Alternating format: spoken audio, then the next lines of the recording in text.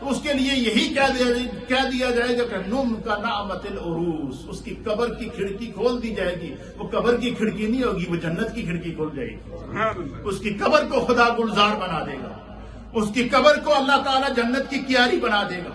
تو فرمایا، حضور نے فرمایا کہ وہ حیات کا قبل موت کا، کہ اپنی زندگی کی جس نے حفاظت کی، موت کے آنے سے پہلے خدا اس کی موت کو بھی پاک کر دے گا. اللہ اس کی موت کو بھی عظیم کر دے گا، اور اس کو جو ہے وہ رب کریم اپنے کرم کی دولت سے مالا مال فرمائے گا.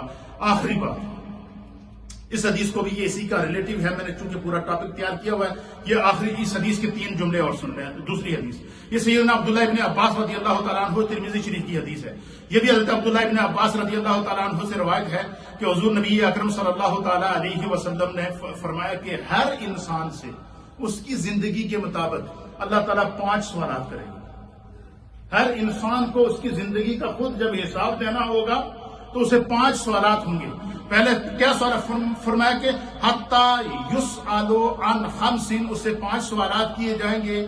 عن عمرہ فیما افناہ، اللہ تعالیٰ انسان سے سب سے پہلا سوال آخرت میں یہ کرے گا کہ میں نے تمہیں زندگی دی، میں نے تمہیں بچپن دیا، میں نے تمہیں لڑکپن دیا، میں نے تجھے جوانی دی، میں نے تمہیں بڑھاپا دیا، میں نے تمہیں زندگی کے 50 سال دیے، 60 سال دیے، 70 سال دیے، 80 سال دیے، 100 سال دیے.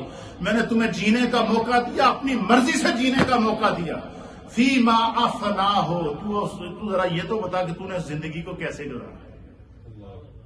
اب ہر انسان اپنی زندگی کا حساب براہ راست رب کی ذات کو دے گا.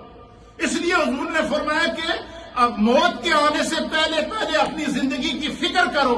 فرمایا جس نے زندگی کی فکر کر دی اس کو ان سوالوں کا ہی جواب نہیں دینا پڑے گا. وہ جیسے ہی رب کے سامنے جائے گا اس کا نامہ اعمال پہلے سے اللہ کی مارگاہ میں موجود ہوگا. لیکن جس نے اس عارضی زندگی کے اندر گڑبڑ کی ہوگی، احکام کی خلاف ورزی کی ہوگی اور احکام کی پابندی نہ کی ہوگی، فرمایا اسے پھر حساب و کتاب سے گزرنا ہوگا اور خود اللہ اسے حساب لے گا.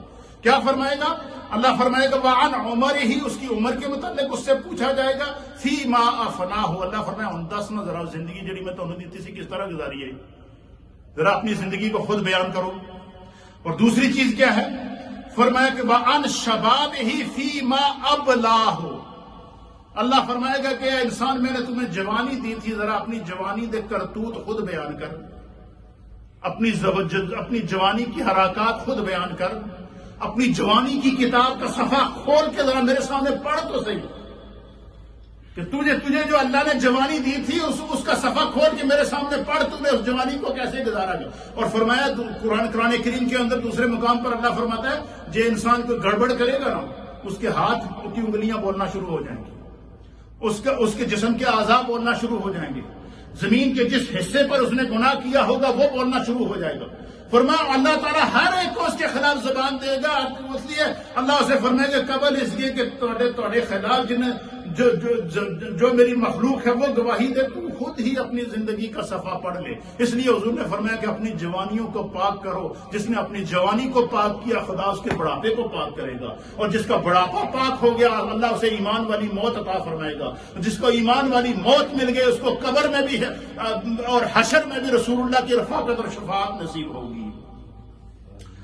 اور تیسری چیز فرمایا وَمَالِهِ مِنْ أَيْنَ اقتصبہ فیما انفقہ، اللہ تعالیٰ انسان سے پوچھے گا کہ میں نے تجھے مال دیا تھا، دولت دی تھی، کاروبار دیا تھا، تجارت دی تھی، سب کچھ دیا تھا، اب ذرا اپنی کتاب زندگی کا وہ صفحہ نکال کہ اس مال میں سے تو نے زکوٰۃ کتنی ادا کی، اس مال میں سے تو نے صدقہ کتنا دیا، اس مال میں سے تو نے اللہ کے راستے میں کتنا خرچ کیا. فرمایا خود بیان کر. اور فرمایا کہ وَمَاذَا عَمِلَ فِيمَا عَلِمَ، اللہ پوچھے گا کہ اے انسان ہے جتنا تانوں علم سی اس علم کے مطابق تو نے کتنا عمل کیا. تو یہ وہ زندگی کی وہ لمحات ہیں جس کو سمجھنا ضروری ہے. ہماری زندگی کے اندر تغیرات آتے ہیں، نشیب و فراز آتے ہیں، لیکن اللہ تعالیٰ فرماتا ہے کہ جس نے ہر حال میں اپنی زندگی کی حفاظت کی خدا اس کی حفاظت کرتا ہے. بے شک جتنے مرضی قرونے آ جائیں، جتنے مرضی آزمائشیں آ جائیں، جتنی بڑی مشکلات آ جائیں، لیکن مومن کا ایمان کیا ہونا چاہیے کہ ہم نے اپنے رب کی نافرمانی نہیں کرنی ہے۔ خدا بندے قدوس ہمیں دین کو سمجھنے کی توفیق عطا فرمائے۔ اس سے آپ خود اندازہ لگائیں کہ اسلام کتنا بڑا دین رحمت ہے۔